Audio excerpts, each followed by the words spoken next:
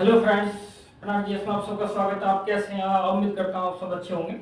आज तारीख है 19 फरवरी और आज हम जो आज की करंट अफेयर रहे हैं उनके डिस्कस करने के लिए आपके लिए आए हैं और देखते हैं कि आगे क्या टॉपिक है। आज का कौन सा शब्द है उस शब्द को भी देखेंगे। आज का शब्द है फ्रेशनेस, ताजगी। फ्रेशनेस क्या हो सकती है कि भाई हमें सुबह सुबह उठना है और नई ऊर्जा के साथ, नई एनर्जी के साथ अपने कामों को अपने डे बाय डे के कामों को अच्छे तरीके से करना है। हमको अपने विचारों में फ्रेशनेस लानी है, ताजगी लानी है, डेली लाइफ में ताजगी लानी है। हम कोई काम लगातार कई दिनों से कर रहे थे, उस काम को एक नई तरीके से करने के लिए हमको एक अपने विचारों में और उस काम को करने के तरीके में फ्रेशनेस लानी है। हम सुबह डेली योगा करें और डेली वॉकिंग करें। इससे क्या है कि हमको स्ट्रेंथ मिलेगी। स्ट्रेंथ हमको दोनों तरह से मिलेगी, फिजिकल स्ट्रेंथ भी मिलेगी और उसके साथ साथ मेंटल स्ट्रेंथ भी मिलेगी। कहा जाता है कि हेल्थ इज वेल्थ। ये भी कहा जाता है कि स्वस्थ शरीर में ही स्वस्थ मस्तिष्क निवास करता है। तो ठीक है, आज का शब्द ये हो जाता है। इसके बाद हम देखते हैं कि 19 फरवरी की घटना इतिहास में क्या मायने रखती है। तो 19 फरवरी की महत्वपूर्ण घटनाओं की अगर हम बात करें तो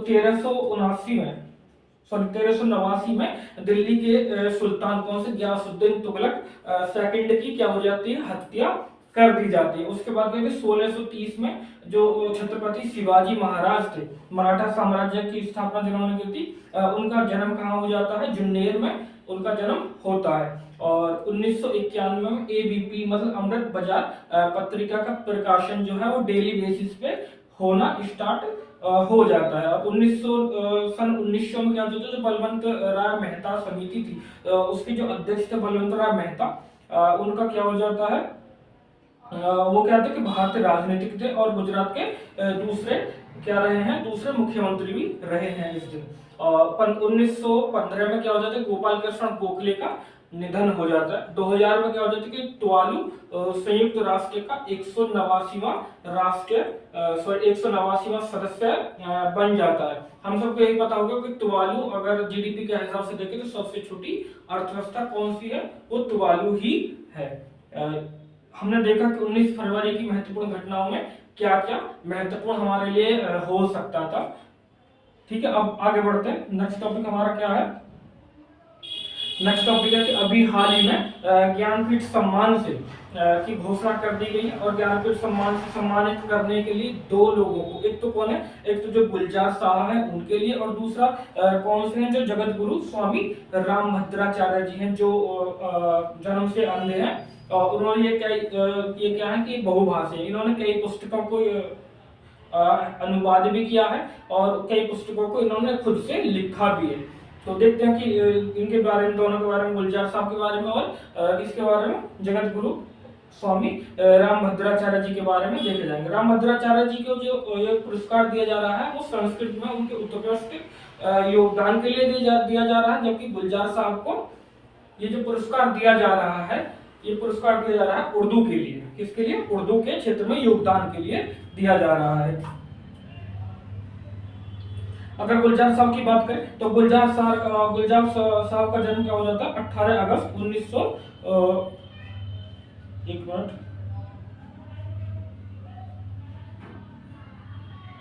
कब होता है, 18 अगस्त 1936 ईस्वी को दीना जिला, जो कि झेलम, अभी झेलम पाकिस्तान में हुआ था। ये प्रमुख कृतियां इनकी कौन सी कृतियां, पुखराज है, एक बूंद चांद है, पुखराज, एक बूंद चांद, चौरस रात, रविपाल, कुछ और नजमें और यार जुलाहे आदि इनकी प्रमुख कृतियां रही हैं। वे त्रिवेणी छंद के सृजक, एक छंद होता है त्रिवेणी, उसके क्या है, सृजक है। और इसके अलावा वे कवि, गीतकार और उसके साथ साथ ये फिल्म डायरेक्टर मतलब फिल्म निर्देशक भी रहे हैं। गुलजार साहब का पहला गीत कौन सा था, मोरा गोरा अंग ले, बिमल राय की फिल्म कौन सी फिल्म थी, बंदनी से था।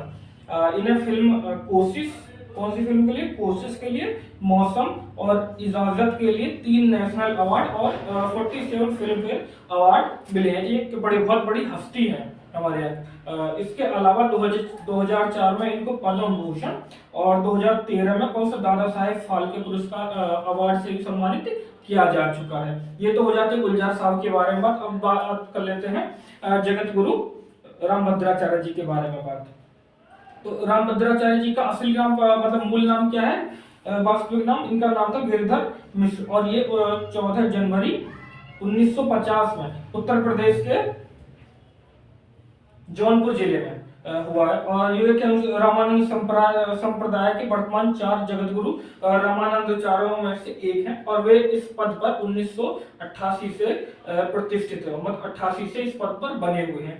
और दूसरा क्या, वे जो चित्रकूट में एक विश्वविद्यालय है जगत गुरु रामभद्राचार्य विकलांग विश्वविद्यालय के संस्थापक भी रहे हैं, और उसके आजीवन जब तक ये जीवित रहेंगे तब तक उसके कुलपति के रूप में भी विराजमान रहेंगे, कुलपति बने रहे हैं।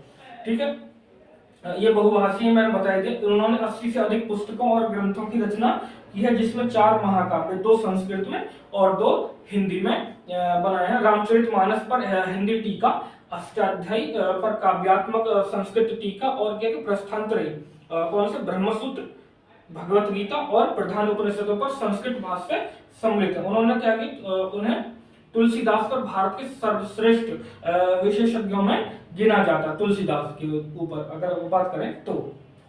नेक्स्ट टॉपिक हमारा क्या है, अब इसी से रिलेटेड, क्योंकि ये लंबा टॉपिक था, बड़ा टॉपिक था, इसको डिस्कस करने के लिए हम तो ज्ञानपीठ पुरस्कार की बात कर लें। तो ज्ञानपीठ पुरस्कार क्या कि भारत का सर्वोच्च साहित्यिक पुरस्कार, भारत का सर्वोच्च साहित्यिक पुरस्कार है, और यह केवल भारतीय नागरिकों को ही प्रदान किया जा सकता है। किसको प्रदान किया जा सकता है, ये केवल भारतीय नागरिकों को प्रदान किया जा सकता है। और इस पुरस्कार के अंतर्गत 11 लाख रुपए नगद राशि और एक प्रशस्ति पत्र और ज्ञान की देवी भाग्य देवी जो सरस्वती के ही रूप है उनकी एक कांस्य की मूर्ति या प्रतिमा प्रदान की जाती है। पुरस्कार 1961 में स्थापित किया गया था, और पहली बार 1965 में ये स्थापना जो होते हैं, ये इंपॉर्टेंट ईयर हो जाते हैं। 1965 में एक मलयालम कवि कौन, जी शंकर कुरुप को उड़क्कुलझल नामक कविताओं के इस संकलन के लिए इनको दिया गया था। ज्ञानपीठ पुरस्कार के विजेता बनने वाले पहले अंग्रेजी भाषा के लेखक कौन थे, अमिताभ घोष, जो 2018 में। तो इसका मतलब यह है कि अंग्रेजी साहित्य के लिए भी दिया जाता है। ठीक है, और यह पुरस्कार सबसे बड़ी बात है, इसकी नोट करके लिख लेंगे।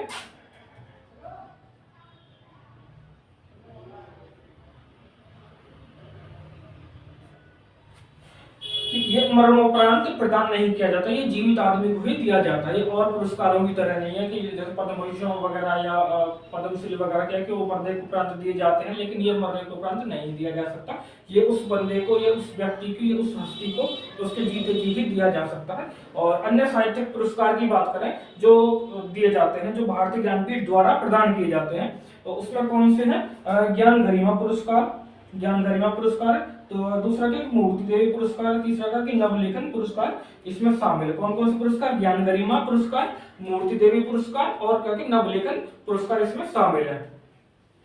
नेक्स्ट टॉपिक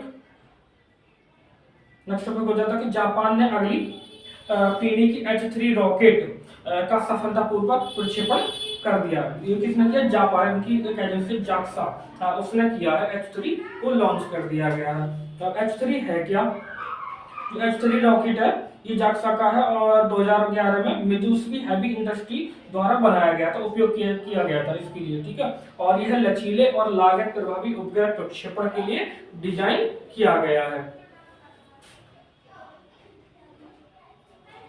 इसरो ने हमारी इसरो इंडिया की उसने क्या किया, इनसैट 3DS मौसम उपग्रह लॉन्च किया है।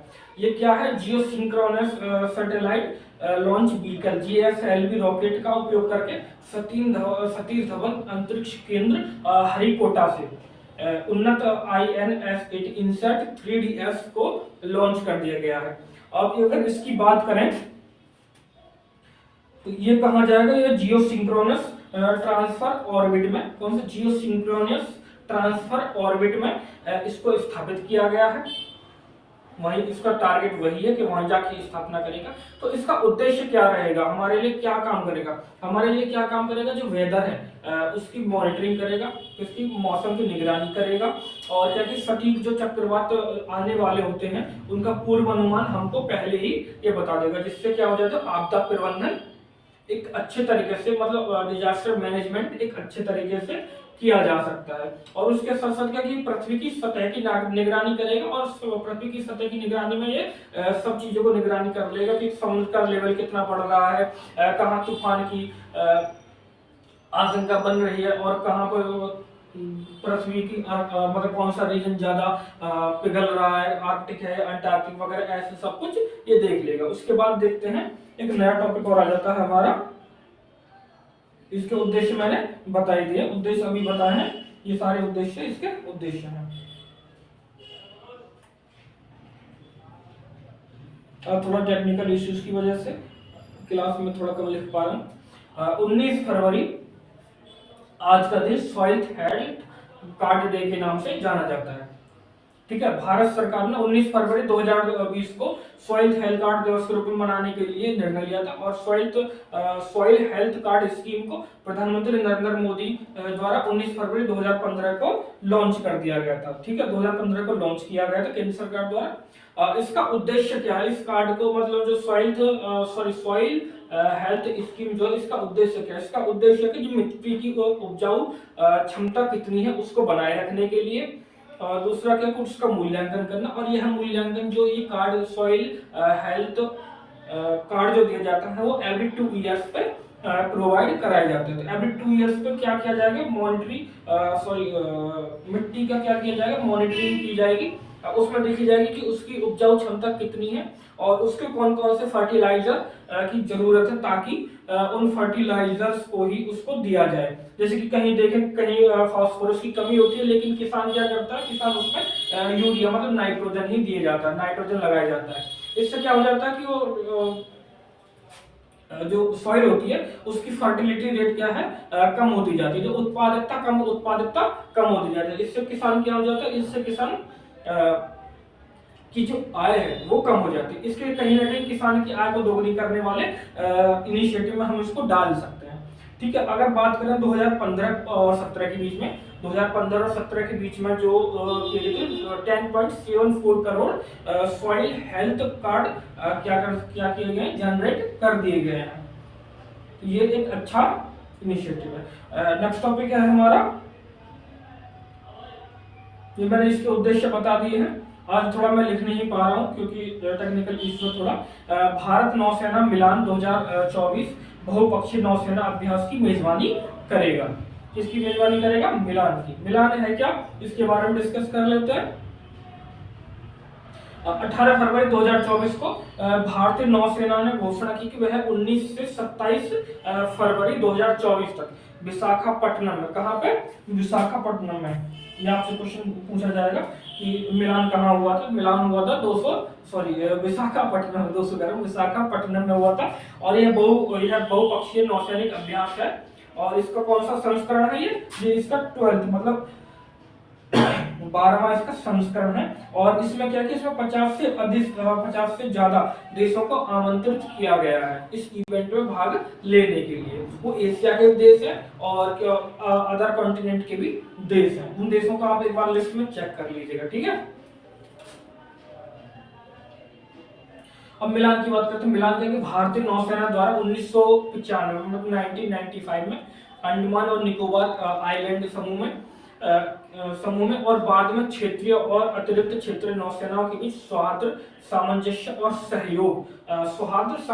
सहयोग को बढ़ावा देने के लिए मुख्य भूमि पर द्विवर्षीय रूप से आयोजित की जाने वाली नौसेना की द्विवर्षीय क्या है कि एक असेंबली, उसकी एक सभा है। मिलान ये है, ठीक है।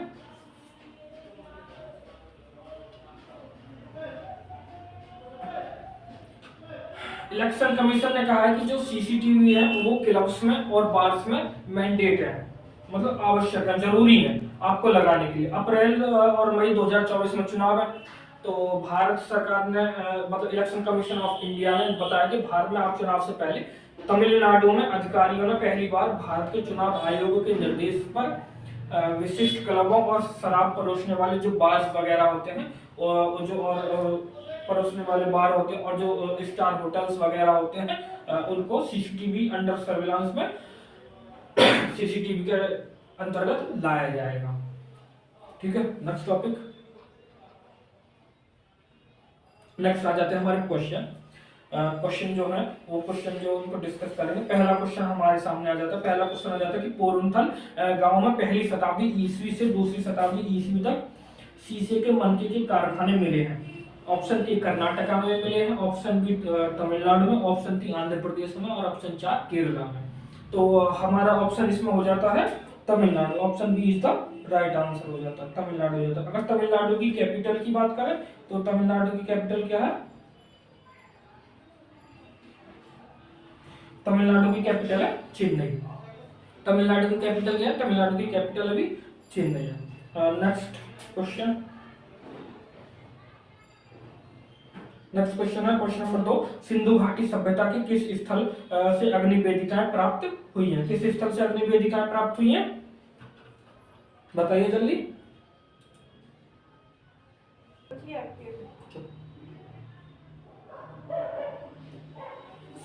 तो बताइए ऑप्शन क्या है?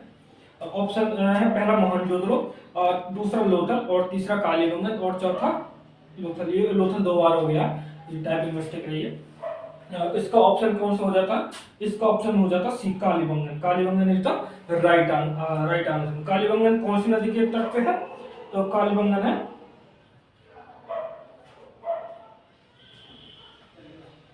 घग्गर नदी के तट पे है, और यह है राजस्थान के हनुमानगढ़ जिले में, हनुमानगढ़ जिले सॉरी राजस्थान में पड़ता है। जिला देख लेना आप एग्जैक्ट कहाँ पड़ता है। यहाँ पे क्या मिले हैं? यहाँ पे जुते हुए खेत मिले हैं। कौन से खेत मिले हैं? यहाँ पे जुते हुए खेत हमको मिले हैं। ऑप्शन 3 हो जाता है कि अमौसी हवाई अड्डा किस राज्य में स्थित है? तो अमौसी हवाई अड्डा कहाँ है? अमौसी हवाई अड्डा हो जाता है उत्तर प्रदेश में। उत्तर प्रदेश में कहाँ? लखनऊ में। अमौसी क्यों बोलते हैं? क्योंकि अमौसी जो वहाँ पर जगह है उसके नाम से बोलते हैं। बाकी इस हवाई अड्डे का नाम है चौधरी चरण सिंह अंतरराष्ट्रीय हवाई अड्डा। कौन सा? चौधरी चरण सिंह अंतरराष्ट्रीय हवाई अड्डा। नेक्स्ट क्वेश्चन हो जाता है हमीर हमाम किस राजा के शाही स्कूल का मुख्य संचालक था? Option A Akbar, option B Jahangir, option C Shah Jahan और ऑप्शन 4 औरंगजेब। तो ऑप्शन ए हो जाता है इसमें सही, अकबर। अब क्वेश्चन नंबर 5 हो जाता है विश्व की सबसे प्राचीन वर्णमाला के रूप में प्रसिद्ध मिस्री लोगों द्वारा आविष्कृत वर्णमाला में कितने अक्षर होते थे? Very very important question. कितने होते थे? 24। कितने होते थे इसमें होते थे ऑप्शन में 24। ठीक है, सबसे छोटी वर्णमाला, सबसे प्राचीन सर। निम्नलिखित में से किस घटना के दौरान सूर्य और पृथ्वी के बीच दूरी सबसे अधिक होती है? कौन से में होती है? एपीहेलियन में या परहेलियन में? एपीहेलियन या परहेलियन आपको पता ही होगा। जैसे ये सन ये अर्थ है और इधर सन है, तो ये ऐसे ऐसे घूमता रहता है। तो सबसे दूर कौन से होता है? एपीहेलियन पे। लगभग अगर सन और अर्थ के बीच की अगर हम दूरी की बात करें तो कितनी है? 15 कितनी है? 152 मिलियन किलोमीटर है। 152 मिलियन किलोमीटर है, या इसको बोल सकते हैं कि 15.2 करोड़ किलोमीटर। कितनी? आज थोड़ी टेक्निकल इश्यू है। 15.2 करोड़ किलोमीटर। ओगादोंग निम्नलिखित में किस देश की राजधानी है? किसकी? बुर्किना फासो की। ऑप्शन मारो जल्दी। और क्या कि कंपास की सुई किस दिशा की ओर संकेत करते हैं? कंपास की सुई किस दिशा की ओर संकेत करती है? चुंबकीय चुंबकीय दक्षिण ध्रुव की तरफ। चुंबकीय दक्षिण ध्रुव की तरफ। 1982 में स्थापित होने वाली नाबार्ड की प्राधिकृत पूंजी और भुगतान पूंजी कितनी थी? इसमें थी 500 करोड़ और 200 करोड़। तो ऑप्शन ए सही हो जाता है। 500 करोड़ क्या थी? प्राधिकृत स्टेब्लिश करने के लिए, और 200 करोड़ क्या थी? भुगतान पूंजी, मतलब पेमेंट कैपिटल थी। Last question number 10। सबला स्कीम निम्नलिखित में से किसके लिए शुरू की गई थी? किसके लिए शुरू की गई थी? किशोरियों के लिए की गई थी, किशोरियों के विकास के लिए और किसके लिए? उसके हेल्थ की सुविधा प्रोवाइड कराने को, उनके हेल्थ की जागरूकता प्रोवाइड कराने के लिए की गई थी। और सबला स्कीम कब चालू की गई थी? यह चालू की गई थी 1 अप्रैल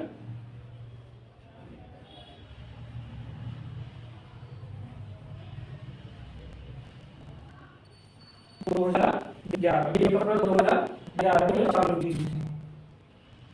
1 अप्रैल 2011 को चालू की गई थी। और महिला और बाल विकास मंत्रालय के द्वारा इसको चालू किया गया था। तो आज का सेशन हो जाता है हमारा समाप्त। हर रोज की तरह आप टेलीग्राम को ज्वाइन करिए और यूट्यूब चैनल को सब्सक्राइब कीजिए। ठीक है, तो तक के लिए जय हिंद।